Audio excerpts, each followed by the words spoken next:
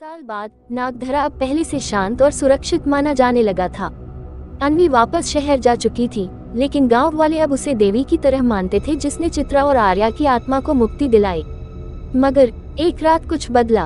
पूर्णिमा की रात गांव का मंदिर सुनसान था, लेकिन आधी रात को मंदिर की घंटी अपने आप बजने लगी। पुजारी दौड़ते हुए पहुंचे तो देखा मंदिर के सामने कोई औरत खड़ी थी जिसकी परछाई जमीन पर नहीं पड़ रही थी। उसके होंठ से सिर्फ एक शब्द निकला, अधूरा। शहर में अन्वी को बार बार एक ही सपना आने लगा, एक अंधेरी हवेली और उसमें बंद एक तीसरा कमरा जहां से कोई लड़की चिल्ला रही थी, मैं कौन हूँ, मुझे क्यों बंद किया गया। अन्वी को समझ आया शायद कहानी अभी खत्म नहीं हुई। अन्वी फिर से नागधरा लौटती है।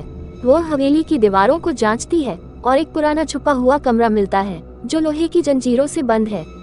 वहाँ पर एक और डायरी मिलती है, उसमें लिखा है, मैं चित्रा की जुड़वा बहन थी श्वेता। जब चित्रा को जमींदार ने धोखा दिया, मैं विरोध करने गई, मगर उन्होंने मुझे पागल कहकर हवेली के तहखाने में कैद कर दिया। श्वेता की आत्मा अब तक हवेली में कैद थी। उसे कोई शांति नहीं मिली थी क्योंकि उसका नाम, उसका अस्तित्व ही मिटा दिया गया था। श्वेता की आत्मा अब शांत नहीं थी, वो भटकती नहीं, बदला लेती थी। पूरा गांव श्वेता की आत्मा अब हर उस घर में दस्तक देने लगी जहां कभी जमींदार की पीढ़ियां रहती थी।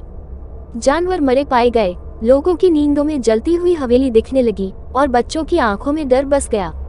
अब अन्वी के पास समय कम था। श्वेता की आत्मा को शांति दिलाने का एक ही तरीका था, सच को पत्थरों पर खुदवाना। नागधरा के मुख्य चौराहे पर श्वेता, चित्रा और आर्या तीनों के नाम और सच्चाई को खुदवाया गया। फिर गांव के सारे लोग एक साथ मंदिर में एक विशेष यज्ञ करते हैं। यज्ञ के दौरान हवेली से चीखें आती हैं, आग की लपटों में तीनों आत्माएं दिखाई देती हैं, चित्रा, आर्या और श्वेता। इस बार चित्रा कहती है, अब सब पूरा हुआ, अब हम सब शांत हैं, लेकिन अगर फिर किसी बेटी का सच दबाया गया तो नागधरा फिर जाग उठेगा और इस बार कोई नहीं बचेगा। गांव में एक छोटी बच्ची मंदिर के बाहर खेल रही है, उसकी आंखों में हल्की लाल चमक है। क्या कोई और आत्मा अब भी रह गई है? जारी रहेगा।